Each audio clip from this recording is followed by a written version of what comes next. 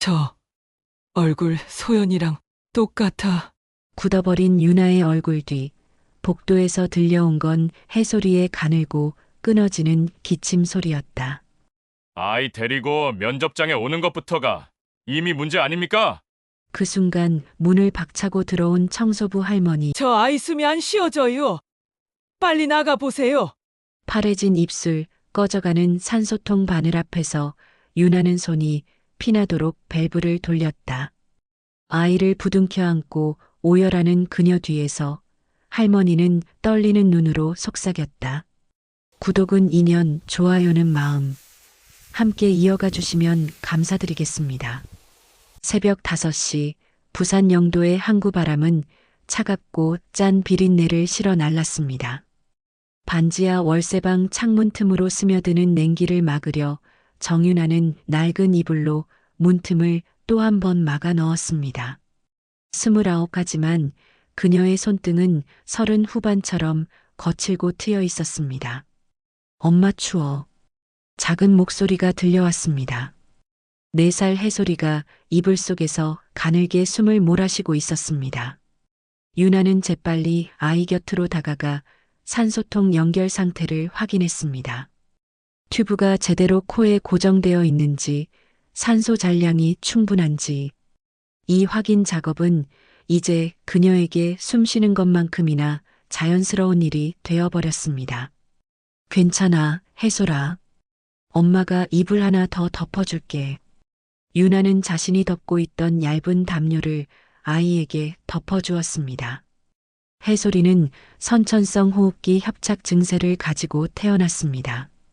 찬 공기, 먼지, 작은 감기조차 아이에게는 위협이었습니다. 산소통 없이는 10분도 제대로 숨쉬기 힘든 아이였습니다. 유나는 벽에 붙은 달력을 보았습니다. 오늘 부산항 물류창고 현장 관리직 면접이 있는 날이었습니다. 월급 230만 원. 4대 보험 적용. 그녀에게는 마지막 기회 같은 자리였습니다. 하지만 문제가 있었습니다. 해소리를 맡길 곳이 없었습니다. 동네 어린이집은 산소통 착용 아동은 안전 문제로 받을 수 없다고 했고 구청 긴급돌봄센터는 대기만석 달째였습니다. 친정은 없었습니다. 아니, 정확히는 몰랐습니다. 유나는 태어난 지 3달 만에 부산 중구 미아센터 앞에 버려진 아이였습니다. 시설에서 자라 23세 결혼했고 25세 해소리를 낳았고 26에 남편이 사라졌습니다. 남은 건 빚과 아픈 아이뿐이었습니다. 해소라, 엄마 오늘 중요한 일 있어. 같이 나가자. 응? 유나는 유모차에 산소통을 고정했습니다. 작은 휠체어처럼 개조한 유모차였습니다. 동네 철물점 아저씨가 봐주셨던 것입니다. 이래놔야 아기가 덜 흔들린다 아이가. 그 말을 들을 때 유나는 눈물이 났지만 참았습니다. 고맙다는 말만 3번 했습니다. 오전 9시 30분 부산항 제3부두 물류센터 앞에 도착했을 때 유나는 이미 땀으로 흠뻑 젖어 있었습니다. 유모차를 끌고 버스 2번, 언덕길 오르막을 20분. 해소리는 힘들게 숨을 쉬면서도 엄마 손을 꼭 쥐고 있었습니다. 면접자 정윤아입니다. 2층 사무실 앞에서 유나는 최대한 침착하게 말했습니다. 하지만 안내 데스크 직원은 유모차를 보자마자 인상을 찌푸렸습니다. 어아기는 왜 데리고 오셨어요? 죄송합니다. 맡길 곳이 없어서요. 금방 끝나죠? 조용히 있을게요. 직원은 뭐라 말하려다 그냥 고개를 끄덕였습니다. 유나는 면접 대기실 구석에 유모차를 세워두고 해솔이 이마를 쓰다듬었습니다. 엄마 금방 올게. 착하지? 그때였습니다. 복도 끝에서 걸레질을 하던 여성이 유나를 보았습니다. 70 후반으로 보이는 허리 굽은 청소부 차림의 할머니였습니다. 짧게 자른 백발, 낡은 앞치마, 고무장갑을 낀 손. 그런데 그 할머니가 유나의 얼굴을 본 순간 손에 들고 있던 걸레를 바닥에 떨어뜨렸습니다. 저 얼굴. 할머니는 몇 걸음 앞으로 다가왔습니다. 그리고는 자신도 모르게 중얼거렸습니다. 아니야, 그럴 리가 없어 하지만 유나는 영문을 몰라 할머니를 쳐다봤습니다. 할머니의 눈빛이 이상했습니다. 놀람도 혼란도 그리고 뭔가 간절한 것이 섞여 있었습니다. 마치 잃어버린 무언가를 본 사람처럼. 저 혹시 저 아세요?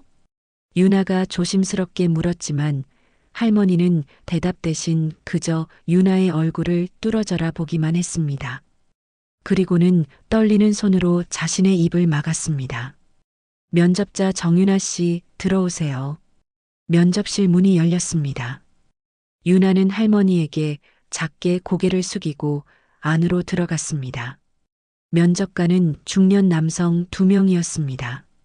한 명은 서류를 보고 있었고 한 명은 유나를 위아래로 훑어봤습니다. 앉으세요. 유나는 자리에 앉았습니다. 그런데 면접관 중 한 명이 복도를 힐끗 보더니 미간을 찌푸렸습니다.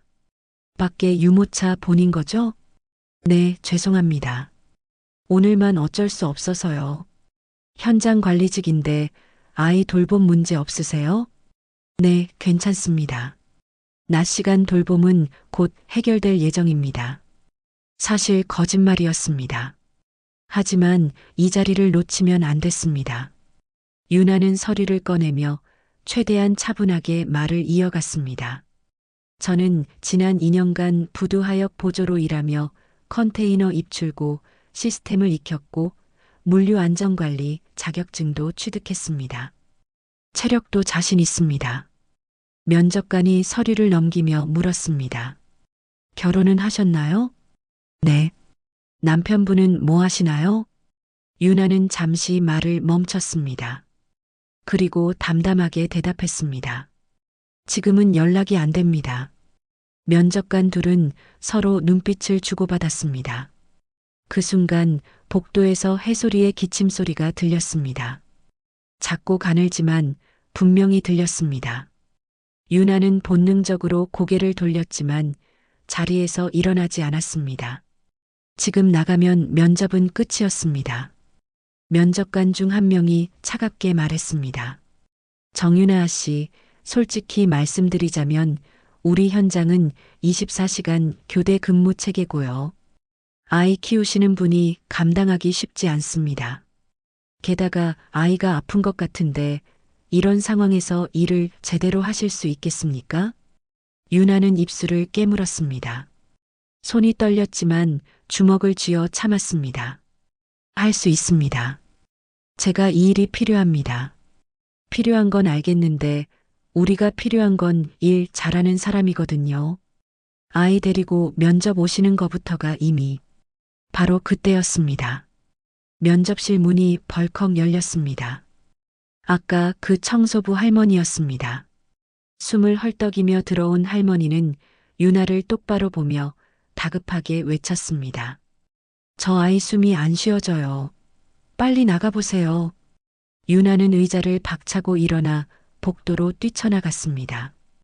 해소리는 유모차에서 가쁜 숨을 몰아쉬며 얼굴이 파래지고 있었습니다. 산소통 게이지가 빨간불이었습니다. 유나는 황급히 예비 산소통으로 교체하며 아이를 안아 올렸습니다. 해소라, 괜찮아. 엄마 여기 있어. 아이의 호흡이 천천히 안정되기 시작했습니다. 파래졌던 입술에 조금씩 핏기가 돌아왔습니다. 유나는 아이를 꼭 안은 채 벽에 기댔습니다. 온몸이 식은땀으로 젖어 있었습니다. 미양은 그 장면을 지켜보다가 천천히 다가왔습니다. 그리고 유나의 어깨에 손을 얹었습니다. 저 아이 병원 다니고 있어요? 네, 부산 대병원인데 대기가 너무 길어서요. 미양은 잠시 아무 말도 하지 않았습니다. 그저 유나의 얼굴을 그리고 해소리의 얼굴을 번갈아 보았습니다. 그녀의 눈가가 붉어지고 있었습니다. 혹시 어머니 성함이 뭐예요? 유나는 고개를 들었습니다. 이상한 질문이었습니다. 제가 어머니를 모릅니다. 저는 고아예요. 미양의 입술이 떨렸습니다. 그리고 그녀는 뒤로 한 걸음 물러서며 자신의 가슴을 움켜쥐었습니다. 마치 오래된 상처가 다시 찢어진 것처럼. 고아, 그럼 혹시 어디서 자랐어요? 중구 미아보호센터요. 제가 생후 3달 때 그곳 앞에 버려졌다고 들었습니다. 미양은 그 자리에서 더 이상 말을 잇지 못했습니다. 그저 유나와 해솔이를 바라볼 뿐이었습니다. 그 눈빛에는 슬픔과 죄책감과 그리고 무언가 확신하려는 간절함이 섞여 있었습니다. 면접관이 복도로 나와 짜증스럽게 말했습니다. 정유나 씨, 면접 포기하시는 겁니까? 유나는 아이를 꼭 안은 채 고개를 숙였습니다. 죄송합니다. 그녀는 유모차를 끌고 복도를 걸어 나갔습니다. 뒤에서 미양이 그녀를 부르는 목소리가 들렸지만 유나는 돌아보지 않았습니다. 돌아보면 눈물이 날 것 같았습니다. 또 하나의 기회를 잃었습니다. 또다시 아이 때문에 안 된다는 말을 들었습니다. 하지만 유나는 계단을 내려가며 해솔이 머리에 입맞춤을 했습니다. 괜찮아, 우리. 다른데 또 알아보면 돼. 그녀의 목소리는 떨렸지만 포기하지 않은 사람의 목소리였습니다. 아직 끝이 아니었습니다. 유나는 그렇게 믿고 있었습니다. 하지만 그녀는 몰랐습니다. 2층 복도 창가에서 손미양이 그녀의 뒷모습을 보며 눈물을 흘리고 있다는 것을, 그리고 떨리는 목소리로 중얼거리고 있다는 것을. 소연아, 내가 살아있었구나. 아니야. 저 아이가 혹시. 미양은 주머니에서 낡은 사진 한 장을 꺼냈습니다. 1995년 부산 영도 부두 앞에서 찍은 사진이었습니다. 젊은 여성이 4살쯤 되어 보이는 여자아이를 안고 웃고 있는 사진. 여성의 이름은 김소연. 그리고 아이의 이름은 소나임. 미양은 사진 속 소연의 얼굴과 방금 사라진 유나의 얼굴을 떠올렸습니다. 똑같았습니다. 눈매, 코, 입술의 곡선까지. 그리고 그 강인하면서도 슬픈 눈빛까지. 혹시. 미양은 사진을 가슴에 품었습니다. 30해 동안 찾아 헤맨 딸과 손녀. 혹시 저 아이가 그때 그 아이라면. 그녀는 비틀거리며 계단을 내려갔습니다. 유나를 따라가야 했습니다. 진실을 확인해야 했습니다. 30년 동안 짊어진 죄책감과 그리움을 이제는 끝내야 했습니다. 부산 영도의 아침 햇살이 항구를 비쳤습니다. 하지만 손미양의 세계는 여전히 1995년 그날 딸과 손녀가 사라진 그 어두운 새벽에 멈춰 있었습니다. 그리고 지금 그 시간이 다시 움직이기 시작했습니다. 유나는 해솔이를 안고 물류센터를 나왔습니다. 면접은 끝났습니다. 아니, 끝나버렸습니다. 하지만 지금은 그것조차 생각할 여유가 없었습니다. 아이의 호흡이 안정되었지만 언제 또 이런 일이 생길지 몰랐습니다. 버스 정류장으로 걸어가는 길, 뒤에서 누군가 뛰어오는 발소리가 들렸습니다. 잠깐만요. 엄마. 돌아보니 아까 그 할머니 손미양이었습니다. 청소부 앞치마를 벗은 그녀는 깔끔한 검은색 블라우스 차림이었습니다. 허리는 굽었지만 걸음은 빨랐습니다. 할머니, 왜 따라오세요? 택시 타세요. 제가 태워드릴게요. 아니에요, 괜찮습니다. 유나는 고개를 저었습니다. 낯선 사람의 호의가 불편했습니다. 아니, 정확히는 두려웠습니다. 세상에 공짜는 없다는 걸 그녀는 너무 잘 알고 있었습니다. 미양은 유나의 표정을 읽었는지 한 걸음 물러서며 말했습니다. 미안해요. 제가 너무 급하게 굴었나 봐요. 그냥 당신 얼굴이 제가 아는 사람과 너무 닮아서요. 유나는 잠시 미양을 바라봤습니다. 할머니의 눈에는 진심이 담겨 있었습니다. 슬픔과 그리움 같은 것이. 누구요? 미양은 대답하지 않았습니다. 그저 먼 곳을 바라볼 뿐이었습니다. 그 침묵이 유나에게는 답처럼 느껴졌습니다. 돌아가셨거나 아니면 잃어버렸거나. 죄송합니다. 괜한 질문 드렸네요. 아니에요. 그냥 오래된 일이라서요. 미양은 주머니에서 명함 한 장을 꺼냈습니다. 유나에게 건네며 조용히 말했습니다. 저 아이 병원비 제가 도와드리고 싶어요. 연락 주세요. 유나는 명함을 받아들었습니다. 그리고 그 순간 그녀의 눈이 커졌습니다. 손미향, 영도종합개발 대표이사, 부산광역시 영도구 복내동 일대 건물주. 유나는 명함을 다시 한번 보았습니다. 청소부 차림으로 걸레질을 하던 그 할머니가 대표이사? 건물주? 할머니 이게. 미양은 쓸쓸하게 웃었습니다.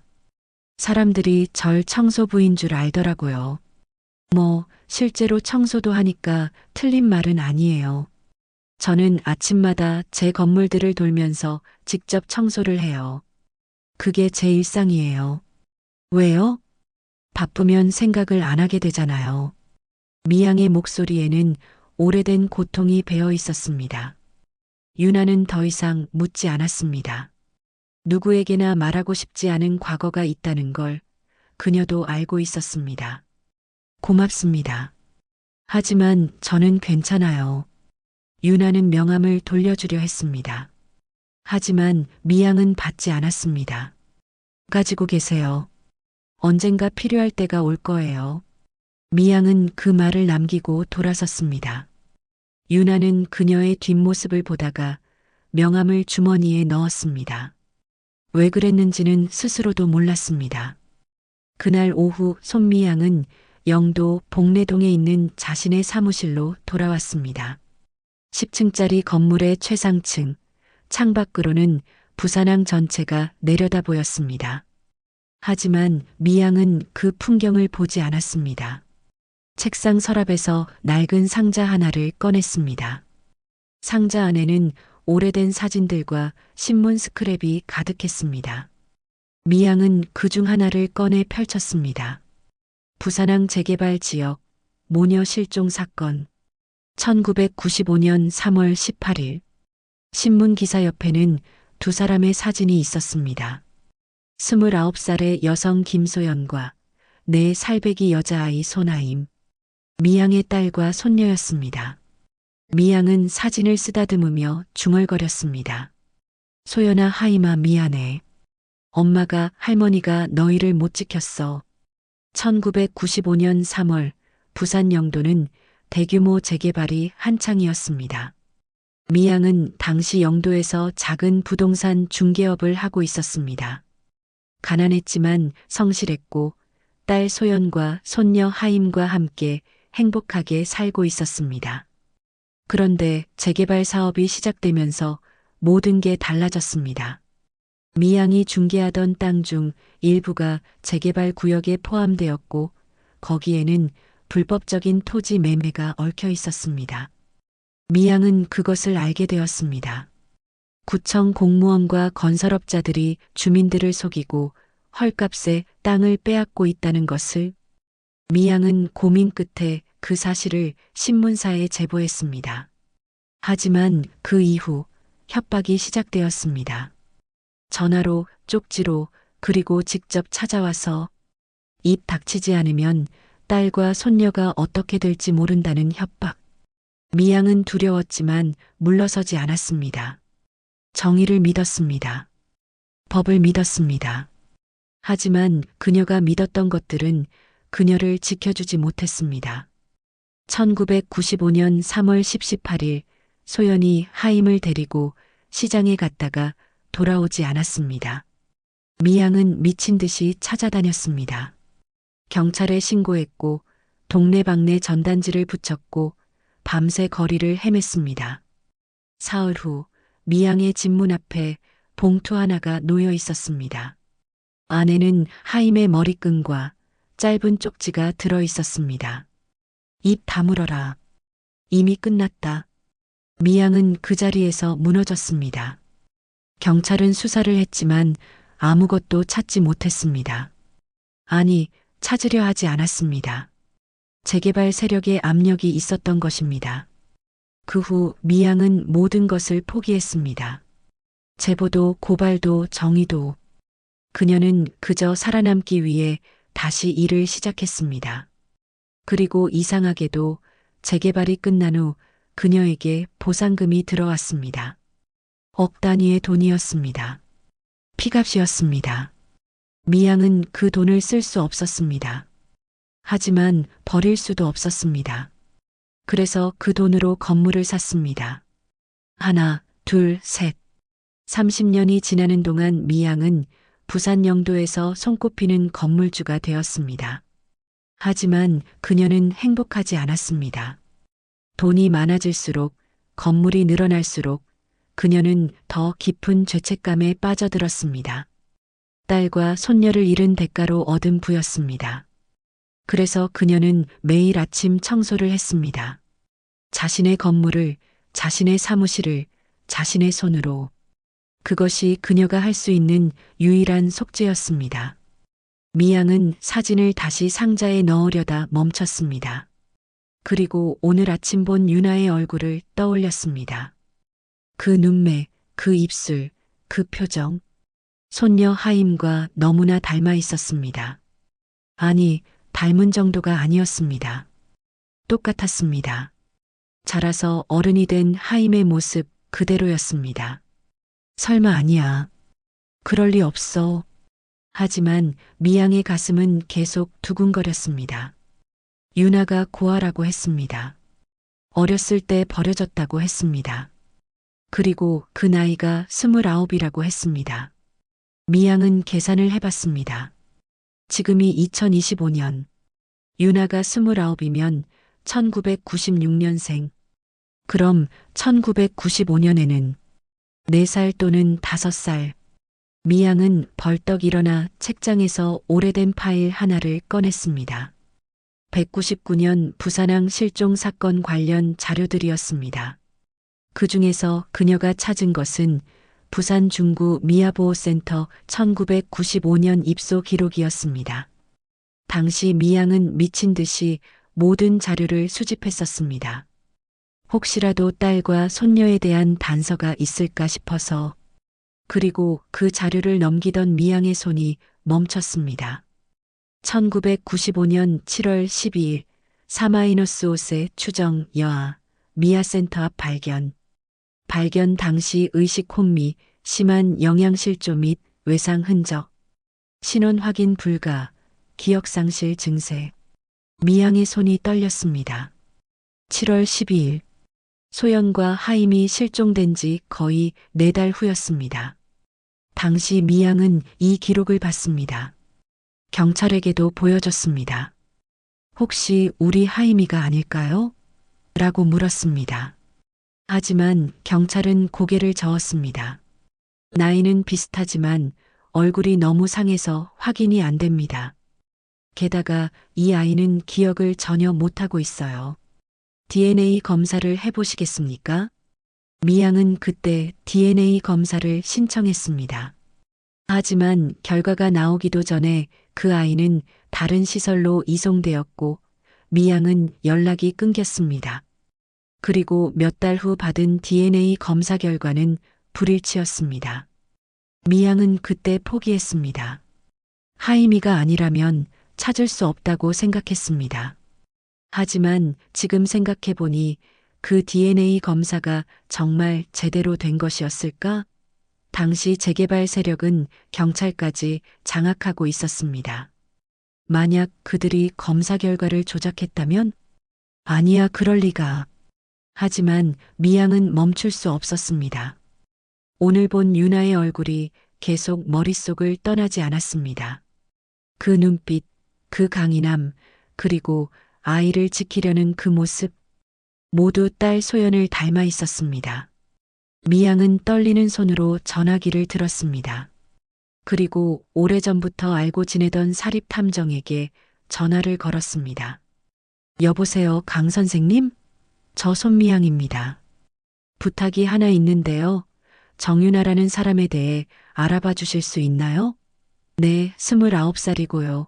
중구 미아보호센터 출신이라고 합니다. 그리고 미양은 잠시 말을 멈췄다가 떨리는 목소리로 덧붙였습니다. 1995년 7월 12일 미아센터에 들어온 아이에 대한 기록도 찾아주세요.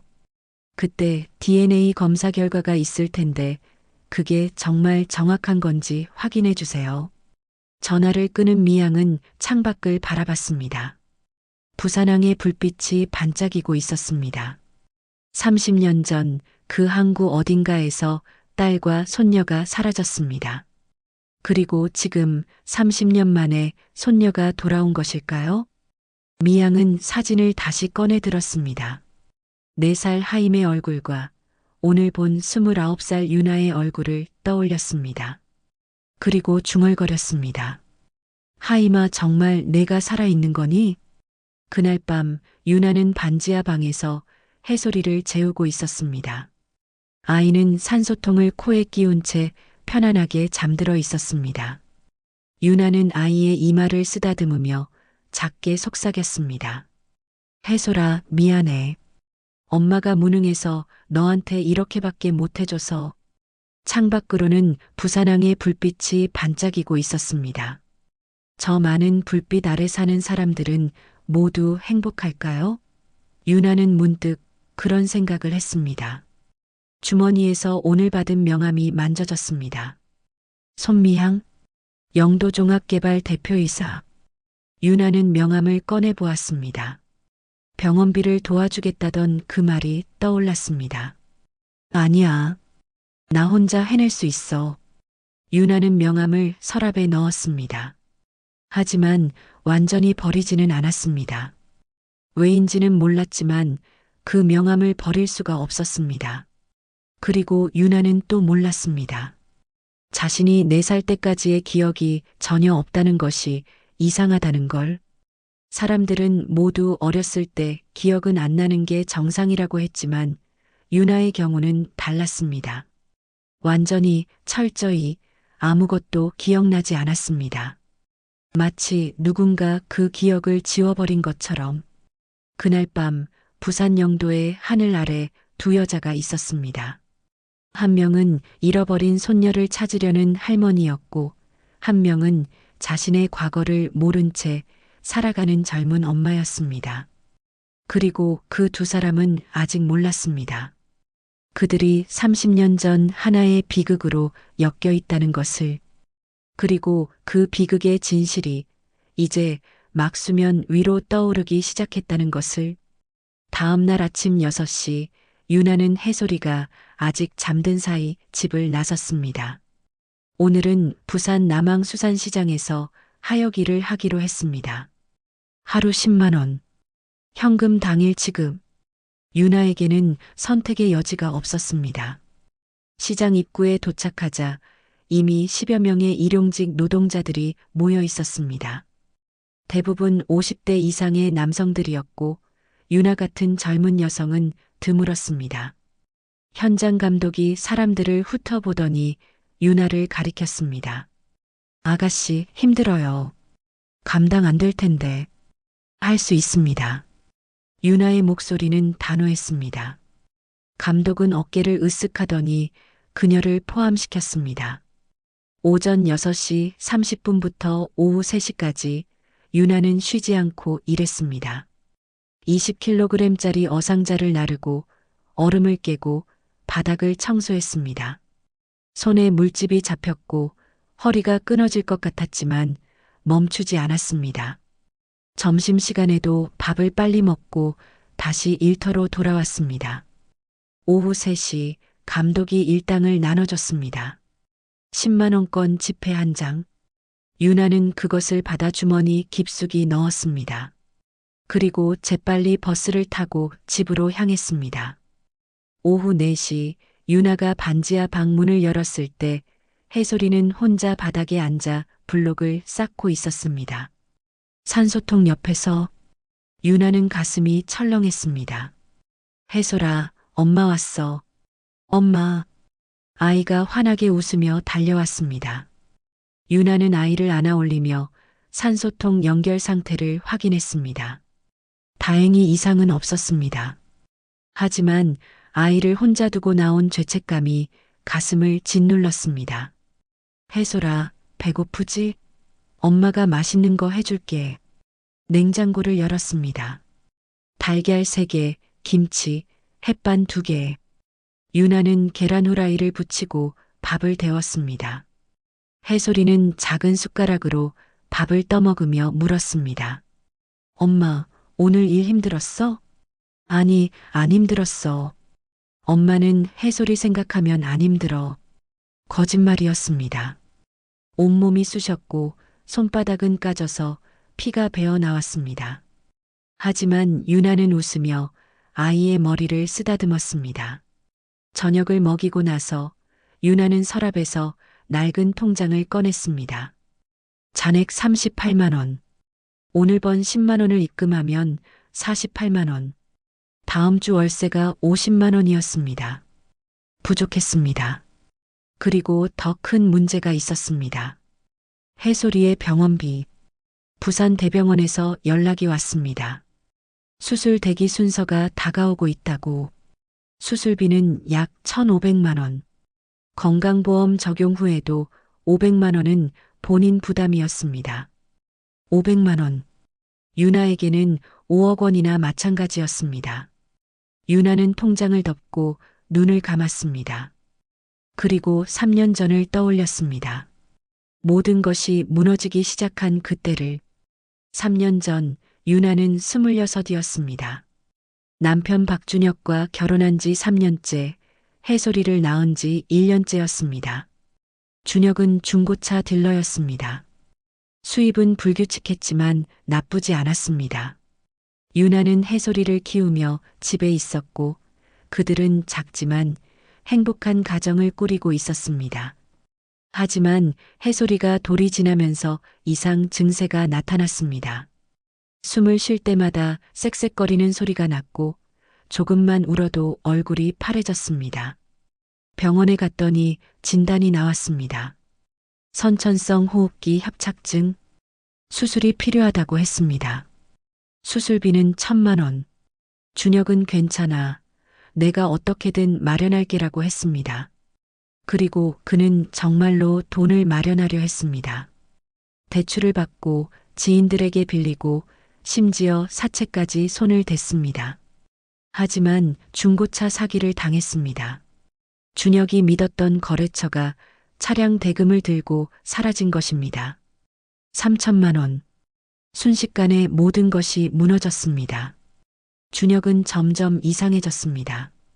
밤마다 술을 마셨고 집에 오지 않는 날이 많아졌습니다. 그리고 어느 날 그는 쪽지 하나만 남기고 사라졌습니다. 미안해. 나는 아빠 자격이 없어. 유나는 그날 아침 집에 찾아온 사채업자들에게서 진실을 알았습니다. 준혁이 그녀 명의로 대출을 받았다는 것을. 2,500만 원. 그것도 불법 사채였습니다. 돈 갚으세요. 안 그러면 댁이 책임져야죠. 유나는 그때 알았습니다. 자신에게는 선택지가 없다는 것을. 경찰에 신고해도 소용없었습니다.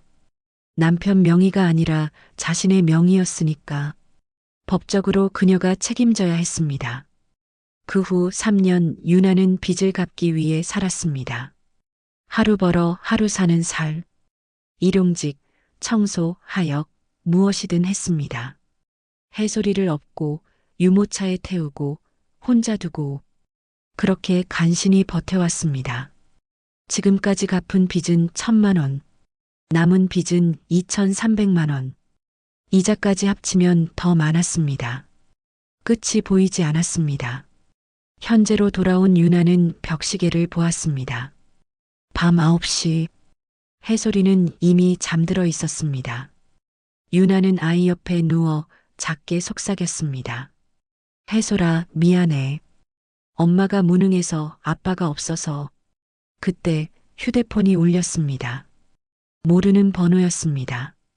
유나는 조심스럽게 전화를 받았습니다. 여보세요? 정윤아 씨 맞으시죠? 저는 부산 대병원 소아외과입니다. 해솔이 수술건으로 연락드렸습니다. 유나의 심장이 빠르게 뛰었습니다. 네, 말씀하세요. 대기자가 취소되어서 순서가 앞당겨졌습니다. 다음 달 15일로 수술 일정이 잡혔는데요. 수술 전 입원비와 검사비로 200만 원을 먼저 입금하셔야 합니다. 가능하시겠습니까? 유나는 대답하지 못했습니다. 200만 원. 지금 당장은 불가능한 금액이었습니다. 며칠 안에 입금하면 될까요? 일주일 이내로 부탁드립니다. 입금이 확인되지 않으면 대기 순서가 다시 밀릴 수 있습니다. 전화를 끄는 유나는 휴대폰을 꽉 쥐었습니다. 일주일, 200만 원. 어떻게 마련해야 할까요? 유나는 서랍을 열었습니다. 그리고 어제 받은 명함을 꺼냈습니다. 손미향, 영도종합개발 대표이사. 병원비를 도와주고 싶다던 그 말이 떠올랐습니다. 아니야, 안 돼. 유나는 명함을 다시 집어넣었습니다. 낯선 사람의 돈을 받을 수는 없었습니다. 그건 자존심의 문제가 아니라 두려움의 문제였습니다. 세상에 공짜는 없습니다. 도움에는 반드시 대가가 따릅니다. 그걸 유나는 너무 잘 알고 있었습니다. 하지만 그날 밤 유나는 잠들지 못했습니다. 해솔이의 가쁜 숨소리를 들으며 그녀는 계속 생각했습니다. 자존심과 아이의 생명 사이에서, 자신의 두려움과 엄마로서의 책임 사이에서. 다음 날 아침 7시 유나는 다시 일터로 나갔습니다. 오늘은 송도 해수욕장 근처 식당에서 설거지 일이었습니다. 일당 8만 원. 유나는 오전 내내 접시를 닦았습니다. 점심시간 식당 사장이 유나에게 말했습니다. 언니 힘들어 보이는데 괜찮아요? 얼굴이 안 좋네요. 괜찮습니다. 아이가 아프다고 했죠? 큰 병이에요? 내 수술을 해야 하는데. 사장은 잠시 생각하다가 지갑에서 5만 원권 한 장을 꺼냈습니다. 이거라도 보태요. 제가 많이는 못 도와드리지만. 유나는 눈물이 날 뻔했습니다. 하지만 참으며 고개를 저었습니다. 아니에요. 괜찮습니다. 정말 감사한데 저는 일한 만큼만 받을게요. 언니 힘들 때는 도움 받는 것도 용기예요. 사장의 말에 유나는 멈칫했습니다. 도움을 받는 것도 용기라니. 그런 생각은 해본 적이 없었습니다. 유나에게 용기란 혼자 버티는 것이었습니다. 아무에게도 기대지 않는 것이었습니다. 하지만 지금 그 용기가 아이를 살리지 못한다면? 그럼 그건 용기가 아니라 고집일 뿐인 걸까요? 오후 4시 일을 마친 유나는 해변에 잠시 앉았습니다. 바다가 보였습니다. 파도가 밀려왔다가 물러갔습니다. 끝없이 반복되는 파도처럼 유나의 삶도 그랬습니다. 일하고 버티고 견디고 끝이 보이지 않는 반복. 유나는 주머니에서 명함을 꺼냈습니다. 그리고 한참을 바라봤습니다. 손미향, 그 할머니는 왜 자신을 도우려는 걸까요? 정말 그냥 닮았다는 이유만으로? 유나는 휴대폰을 꺼내 명함에 적힌 번호를 눌렀습니다. 그리고 통화 버튼을 누르려다가 멈췄습니다. 안 돼, 나는 할 수 있어. 혼자서도. 하지만 휴대폰을 내려놓으려는 순간 전화가 울렸습니다. 부산 대병원이었습니다. 정윤아 씨, 확인차 다시 연락드렸습니다. 입금 가능하신가요? 오늘까지 답변 주셔야 일정 확정이 가능합니다. 유나는 입술을 깨물었습니다. 그리고 대답했습니다. 이틀만 시간 주시면 안 될까요? 죄송하지만 다른 대기 환자분들도 계셔서요. 오늘 자정까지 답변 못 주시면 순서가 다시 밀립니다. 전화가 끊겼습니다. 유나는 바다를 바라봤습니다. 파도가 그녀의 발을 적셨습니다. 차가웠습니다. 그리고 유나는 결심했습니다. 다시 명함을 꺼내고 이번에는 정말로 전화를 걸었습니다. 신호음이 울렸습니다. 한 번, 두 번, 세 번. 여보세요? 손미양의 목소리였습니다. 유나는 떨리는 목소리로 말했습니다. 할머니, 저 정유나입니다. 어제 면접장에서 뵀던. 아, 유나 씨. 연락 주셔서 고마워요. 어떻게 된 일이에요? 유나는 눈물을 참으며 말했습니다. 저 정말 죄송한데 도와주실 수 있나요? 아이 병원비가 이번 주까지 필요해서요. 전화 너머로 미양의 숨소리가 들렸습니다.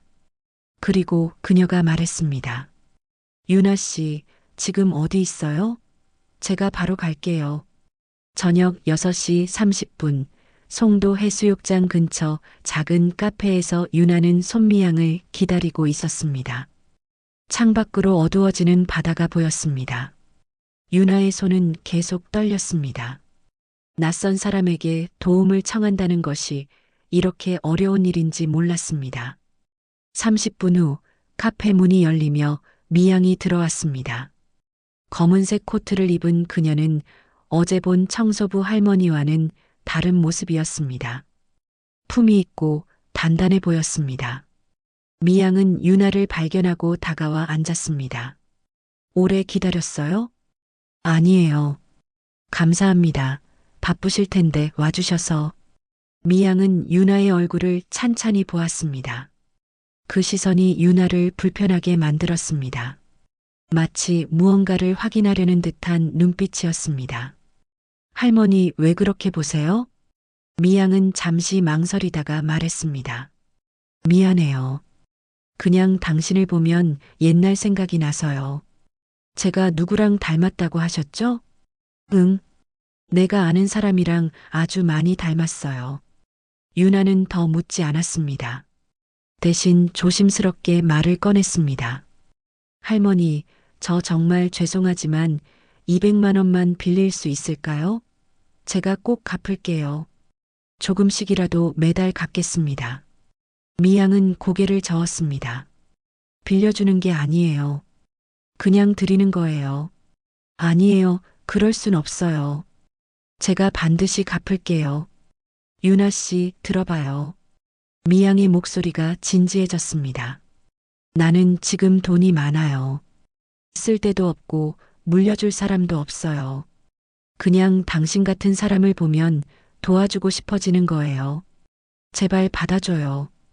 그게 나한테는 위안이 되거든요. 유나는 미양의 눈을 보았습니다. 그 눈에는 슬픔이 가득했습니다. 무언가 깊은 상처를 가진 사람의 눈빛이었습니다. 할머니, 혹시 가족이 다 잃었어요. 오래전에. 미양은 짧게 대답하고는 가방에서 수첩을 꺼냈습니다. 계좌번호 알려줘요. 지금 바로 보내줄게요.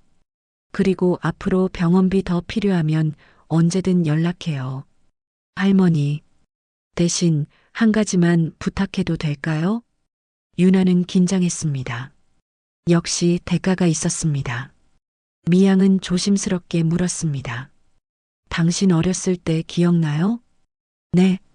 4살, 5살 때 기억. 미아 센터에 오기 전 기억 있어요? 유나는 잠시 멈칫했습니다. 이상한 질문이었습니다. 아니요. 전혀 기억 안 나요. 사람들이 다 그렇다고 하더라고요. 어렸을 때 기억은 안 나는 게 정상이라고. 보통은 그래요. 하지만 당신은 정말 아무것도 기억 안 나요? 얼굴, 목소리, 냄새, 아무것도? 유나는 고개를 저었습니다. 네. 제 기억은 미아 센터에서 시작돼요. 그 이전은 완전히 공백이에요. 미양의 손이 떨렸습니다. 그녀는 가방에서 낡은 사진 한 장을 꺼냈습니다. 그리고 유나에게 보여줬습니다. 이 사람 아는 사람 같아요? 사진 속에는 젊은 여성이 있었습니다. 20대 후반쯤 되어 보이는 부산 영도 바닷가를 배경으로 찍은 사진이었습니다. 유나는 사진을 받아들고 찬찬히 보았습니다. 모르는 분인데요, 근데 이상하게 익숙한 느낌이 들어요. 제가 이 사람을 본 적 있나? 미양의 눈에 눈물이 맺혔습니다. 유나 씨, 이 사람이 내 딸 김소연이에요. 1995년 3월 18일에 실종됐어요. 그때 이 사람 나이가 29이었어요. 유나는 깜짝 놀라 미양을 보았습니다. 실종이요? 응. 그리고 이 사람한테는 딸이 하나 있었어요. 내 손녀. 이름은 소나임. 1991년생이니까 당시 4살이었어요. 미양은 또 다른 사진을 꺼냈습니다. 4살쯤 되어 보이는 여자아이가 웃고 있는 사진이었습니다. 짧은 머리에 꽃무늬 원피스를 입고 있었습니다. 이 아이가 같이 실종됐어요. 1995년 3월 18일. 둘 다 시장에 갔다가 돌아오지 않았어요. 유나는 사진을 보며 가슴이 먹먹해졌습니다. 그럼 지금까지 30년째 찾고 있어요. 산 건지 죽은 건지도 몰라요. 미양은 눈물을 닦으며 말을 이었습니다. 그런데 당신을 보는 순간 알았어요. 당신이 내 손녀랑 너무 닮았다는 걸. 아니, 닮은 게 아니라 똑같아요. 이 아이가 자라면 당신 같을 거예요. 유나는 숨이 멎는 것 같았습니다. 설마 제가 그 아이라는 말씀은 아니시죠? 나도 확신할 수는 없어요. 하지만 너무 많은 게 일치해요. 미양은 수첩에서 메모 한 장을 꺼냈습니다. 당신은 1995년 미아센터에 입소했다고 했죠? 정확히 언제예요? 기록상으로는 1995년 7월 12일이요. 미양의 손이 멈췄습니다. 7월 12일 실종된 지 거의 4달 후네요. 그게 무슨... 당신이 발견됐을 때 상태가 어땠는지 기억해요? 저는 기억 못하지만 센터 기록에는 영양실조와 외상이 있었대요. 그리고 기억상실이었다고 하더라고요. 미양은 고개를 끄덕였습니다. 나도 그 기록 봤어요. 당시 경찰에 신고하고 모든 미아센터 기록을 다 뒤졌거든요. 그리고 그 아이를 발견했을 때 DNA 검사를 신청했어요.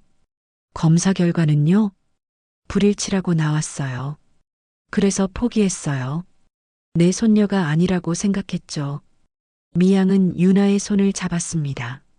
하지만 지금 생각해보니 그 검사가 조작됐을 수도 있어요. 조작이요? 당시 부산항 재개발 세력이 경찰까지 장악하고 있었어요. 내가 그들의 불법을 신문사에 제보했고 그 보복으로 딸과 손녀가 실종됐어요. 그들이라면 DNA 검사 결과를 조작하는 것쯤은 충분히 할 수 있었어요. 유나는 믿기지 않는다는 표정이었습니다. 하지만 증거가 없잖아요. 이건 그냥 추측일 뿐이에요. 맞아요. 그래서 확인하고 싶어요. 미양은 가방에서 명함을 꺼냈습니다. 사립탐정 강민수의 명함이었습니다. 이 사람이 지금 조사 중이에요. 1995년 당시 기록들, 재개발 세력, 그리고 당신에 대한 모든 것. 만약 증거가 나온다면. 할머니, 잠깐만요. 유나는 손을 들어 말을 멈췄습니다. 너무 많은 정보가 한꺼번에 쏟아져 들어와 머리가 복잡했습니다. 저는 그냥 평범하게 살아온 사람이에요. 고아원에서 자라고 결혼하고 아이 낳고 그런데 갑자기 실종 사건이니 재개발 세력이니 하시면 저는 어떻게 받아들여야 할지 모르겠어요.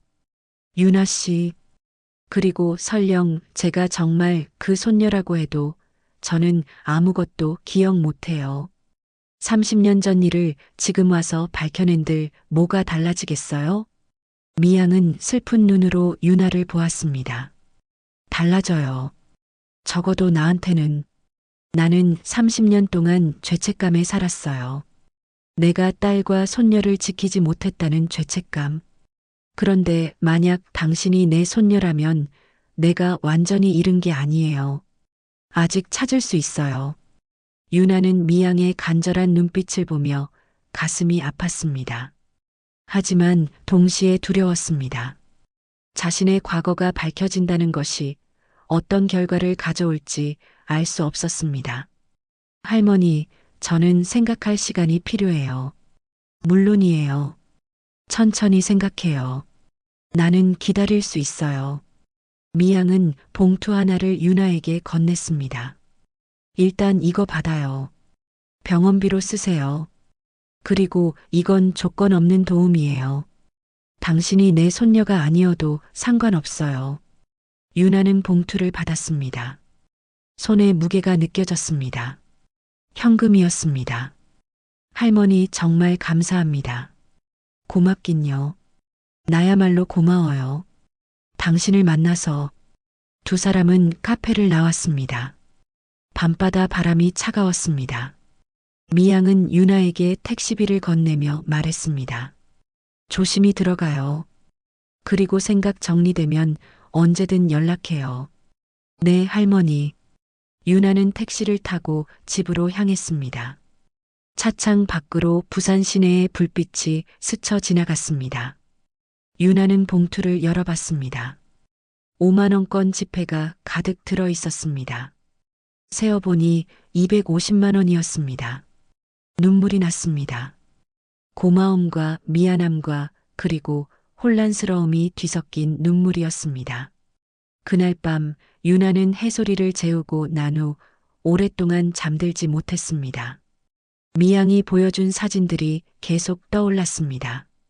김소연, 소나임, 그리고 1995년 3월 18일 유나는 벽장 깊숙한 곳에서 낡은 상자를 꺼냈습니다. 미아 센터에서 나올 때 받은 유일한 물건들이 들어있는 상자였습니다. 낡은 옷가지 몇 벌, 그리고 작은 인형 하나. 인형은 토끼 모양이었습니다. 낡아서 색이 바랬고 한쪽 귀가 떨어져 나갔습니다. 유나는 이 인형을 버릴 수가 없었습니다. 이유는 모르지만 이것만은 꼭 간직해야 한다는 느낌이 들었습니다. 유나는 인형을 들고 한참을 바라봤습니다. 그리고 문득 생각했습니다. 이 인형을 미양에게 보여주면 뭐라고 할까? 혹시 이게 소나임의 물건이었을까? 아니야, 그럴 리 없어. 하지만 유나의 가슴속 어딘가에서는 작은 목소리가 속삭이고 있었습니다. 만약 정말 그렇다면? 만약 내가 정말 소나임이라면? 유나는 인형을 다시 상자에 넣고 상자를 벽장에 넣었습니다. 그리고 침대에 누웠습니다. 하지만 잠은 오지 않았습니다. 창밖으로 부산항의 불빛이 보였습니다. 저 항구 어딘가에 30년 전의 비밀이 묻혀 있을까요? 그리고 그 비밀이 밝혀진다면 유나의 삶은 어떻게 바뀔까요? 유나는 알 수 없었습니다. 하지만 한 가지는 확실했습니다. 이제 더 이상 예전처럼 살 수는 없을 것 같다는 것. 손미양을 만난 이후 유나의 삶에 균열이 생기기 시작했습니다. 그리고 그 균열 사이로 잊혀진 과거가 조금씩 스며들어 오고 있었습니다. 일주일 후 유나는 해소리와 함께 부산 대병원에 있었습니다. 미양이 준 돈으로 입원비를 냈고 수술 전 검사가 진행되고 있었습니다. 해소리는 작은 병실 침대에 누워 산소통을 끼고 있었습니다. 엄마, 나 수술하면 산소통 안 해도 돼? 응, 그럼 해소리가 마음껏 뛰어놀 수 있어. 진짜? 그럼 유치원도 갈 수 있어? 당연하지. 우리 해소리 친구도 많이 사귀고. 해소리는 환하게 웃었습니다. 유나는 아이의 손을 꼭 잡았습니다. 이 웃음을 지키기 위해서라면 무엇이든 할 수 있을 것 같았습니다. 그때 병실 문이 열리며 간호사가 들어왔습니다. 보호자분, 잠깐 면회객 오셨는데요. 면회객이요? 유나는 의아했습니다. 자신을 찾아올 사람은 없었습니다. 문 밖으로 나가보니 손미양이 서 있었습니다. 손에는 과일 바구니를 들고 있었습니다. 할머니, 어떻게 하셨어요? 미양은 웃으며 대답했습니다.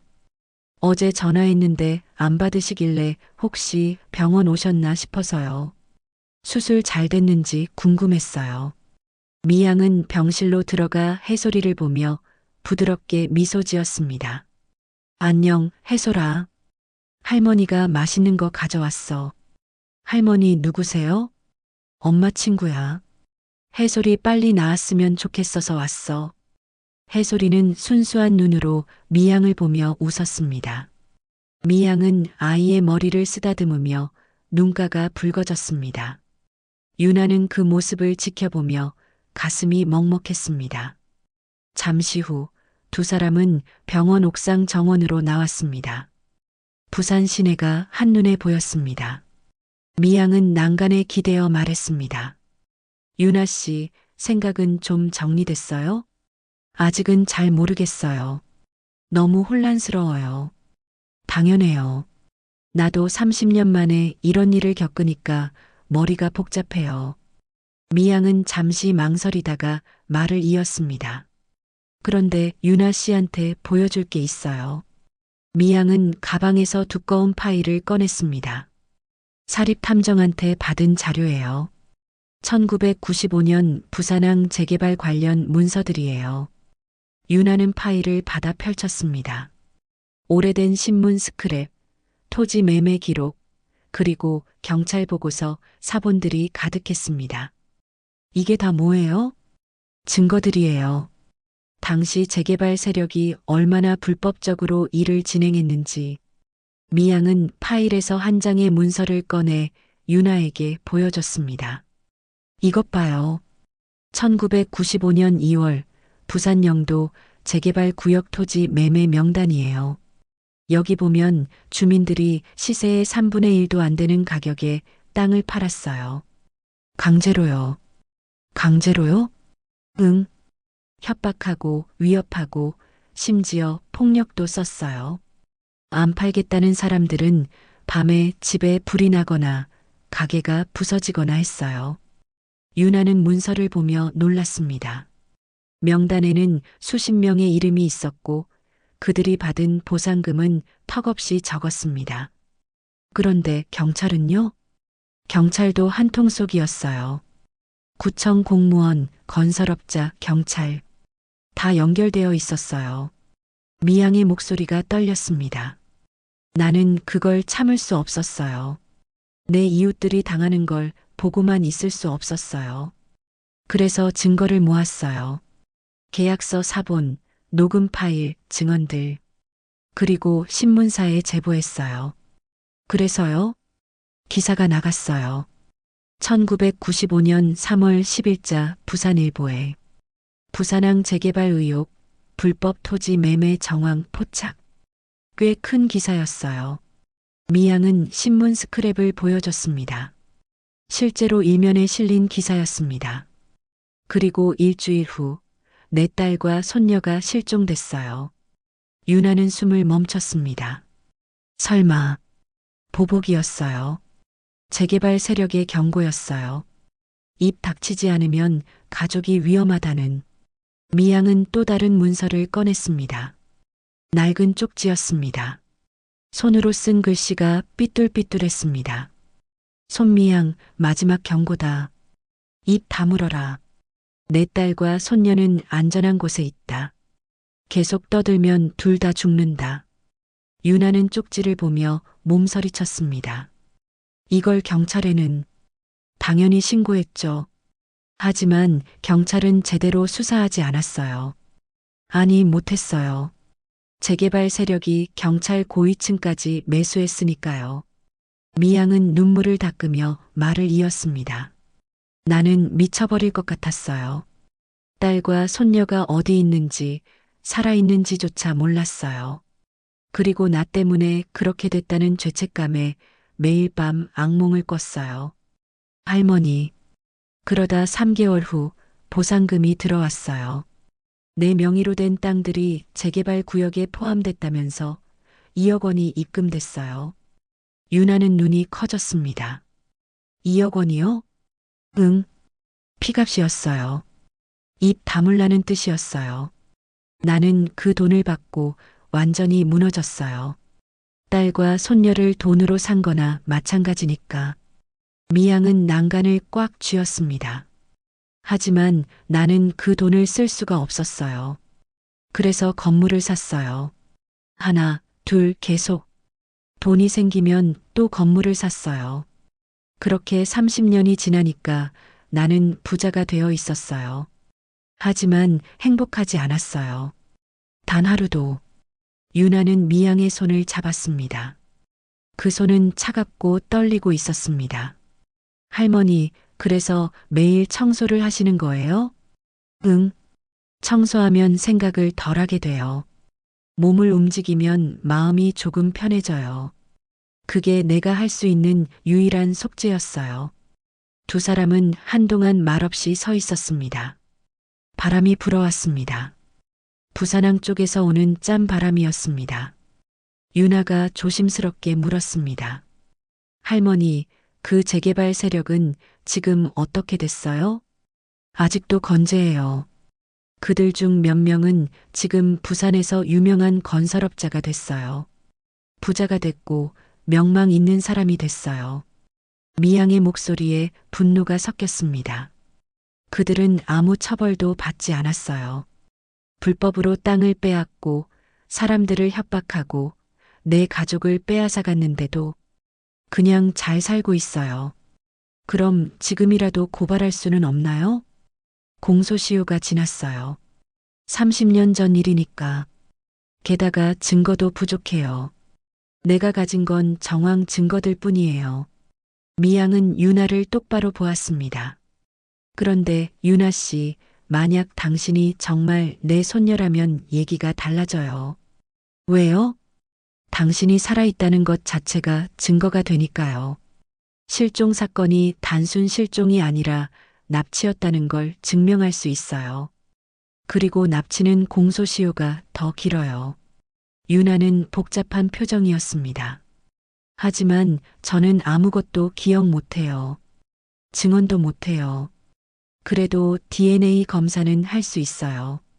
만약 당신이 내 손녀가 맞다면 당시 DNA 검사가 조작됐다는 것도 증명할 수 있어요. 그럼 경찰 부패도 밝혀지는 거예요. 미양은 유나의 손을 꼭 잡았습니다. 유나 씨, 나는 복수하고 싶어서 이러는 게 아니에요. 그냥 진실을 알고 싶어요. 내 딸 소연이 어떻게 됐는지, 정말 죽은 건지 아니면 아직 어딘가에 살아있는지. 소연 씨는 지금도 못 찾으셨어요? 미양은 고개를 끄덕였습니다. 당시 경찰은 사고사 추정이라고 발표했어요. 시신을 못 찾았지만 실종된 지 오래됐으니 사망한 것으로 본다고. 그래서 사망신고도 처리됐어요. 할머니는 어떻게 생각하세요? 나는 딸이 아직 살아있다고 믿고 싶어요. 아무 근거 없이 그냥 엄마의 직감으로. 내 딸은 아직 어딘가에 있을 거예요. 미양의 눈에서 눈물이 흘러내렸습니다. 그래서 당신을 보는 게 너무 괴로워요. 혹시 당신이 정말 내 손녀라면 소연이도 어딘가에 있을 텐데. 나는 30년 동안 제대로 찾지도 못했어요. 유나는 미양을 꼭 안아줬습니다. 두 사람은 그렇게 한참을 서 있었습니다. 그날 저녁 유나는 병실로 돌아와 해소리를 재웠습니다. 아이는 내일 수술 전 검사를 더 받아야 했습니다. 유나는 아이 옆에 앉아 미양이 준 파일을 다시 펼쳤습니다. 1995년 부산항 재개발, 불법 토지 매매, 모녀 실종 사건, 그리고 4달 후 미아센터에 나타난 기억상실 아이. 모든 퍼즐 조각이 맞아떨어지는 것 같았지만 결정적인 한 조각이 빠져 있었습니다. 증거, 확실한 증거가 필요했습니다. 유나는 휴대폰을 꺼내 미양에게 문자를 보냈습니다. 할머니, DNA 검사해봐요. 확실히 알고 싶어요. 몇 분 후 답장이 왔습니다. 고마워요. 내일 병원으로 검사기관 사람 보낼게요. 결과는 일주일 정도 걸려요. 유나는 휴대폰을 내려놓고 창밖을 보았습니다. 부산의 야경이 반짝였습니다. 어딘가 저 도시 안에 30년 전의 비밀이 숨겨져 있을 것입니다. 그리고 유나는 문득 생각했습니다. 만약 자신이 정말 소나임이라면 엄마 소연은 어디에 있을까? 정말 죽은 걸까? 아니면 아직 살아있을까? 유나는 알 수 없었습니다. 하지만 한 가지는 확실했습니다. 이제 진실을 마주할 준비가 됐다는 것. 두렵지만 피할 수는 없었습니다. 해솔이가 작은 숨소리로 잠들어 있었습니다. 유나는 아이의 이마에 입맞춤을 했습니다. 해솔아, 엄마가 내 할머니를 찾아줄 수도 있을 것 같아. 그럼 우리도 가족이 생기는 거야. 유나의 목소리는 떨렸지만 희망이 담겨 있었습니다. 30년 만에 잃어버린 가족을 찾을 수 있을지도 모른다는 희망. 일주일 후 유나는 미양에게서 전화를 받았습니다. 목소리가 떨리고 있었습니다. 유나 씨 결과 나왔어요. 지금 당장 만날 수 있어요? 네, 어디로 갈까요? 우리 사무실로 와요. 주소 문자로 보낼게요. 그리고 마음 단단히 먹고 와요. 전화가 끊겼습니다. 유나는 가슴이 두근거렸습니다. 해솔이는 수술 후 회복 중이라 병원에 입원해 있었습니다. 다행히 수술은 성공적이었고 아이는 이제 산소통 없이도 숨을 쉴 수 있었습니다. 오후 2시 유나는 영도 복례동 미양의 사무실 건물 앞에 섰습니다. 10층짜리 건물이었습니다. 입구에 영도 종합개발 간판이 걸려 있었습니다. 유나는 엘리베이터를 타고 최상층으로 올라갔습니다. 사무실 문을 열자 미양이 기다리고 있었습니다. 그 옆에는 50대로 보이는 남성이 앉아 있었습니다. 유나 씨, 이쪽은 사립탐정 강민수 씨예요. 안녕하세요. 강민수는 고개를 끄덕이며 서류 가방을 열었습니다. 정유나 씨, 앉으세요. 중요한 얘기가 있습니다. 유나는 자리에 앉았습니다. 미양은 유나의 손을 잡았습니다. 그 손이 떨리고 있었습니다. 강민수가 봉투를 꺼내 테이블에 올려놓았습니다. 먼저 DNA 검사 결과부터 말씀드리겠습니다. 그는 서류를 꺼냈습니다. 정유나 씨와 손미양 씨의 DNA 일치도 검사 결과 99.98%입니다. 조성 관계가 확실합니다. 유나는 숨이 멎는 것 같았습니다. 미양은 눈물을 터뜨렸습니다. 하이마, 정말 내가 맞았구나. 미양은 유나를 꼭 안았습니다. 유나도 모르게 눈물이 흘러내렸습니다. 30년 만에 자신에게 가족이 있다는 걸 알게 된 순간이었습니다. 한참 후 두 사람은 진정했습니다. 강민수가 말을 이었습니다. 그런데 더 중요한 사실을 발견했습니다. 뭔데요? 강민수는 다른 서류를 꺼냈습니다. 1995년 DNA 검사 결과를 다시 조사했습니다. 당시 검사를 담당했던 기관은 부산중앙의료원이었는데 이상한 점을 발견했습니다. 뭐가 이상했어요? 검사 기록이 조작됐습니다. 원본 기록과 경찰에 제출된 기록이 달랐어요. 원본에는 일치로 나와 있었는데 제출된 기록에는 불일치로 바뀌어 있었습니다. 미양이 벌떡 일어났습니다. 그럼 당시 경찰이 일부러, 네, 의도적으로 결과를 조작한 겁니다. 그리고 그 검사를 담당했던 의사가 누군지 아세요? 강민수는 사진 한 장을 꺼냈습니다. 김태준, 현재 부산 제1병원 원장입니다. 1995년 당시에는 중앙의료원 의사였고 재개발 세력과 긴밀한 관계였습니다. 유나는 사진을 보며 몸서리쳤습니다. 그럼 이 사람이 검사 결과를 조작했습니다. 재개발 세력의 지시로요. 그래서 손미양 씨가 손녀를 찾지 못하게 만든 겁니다.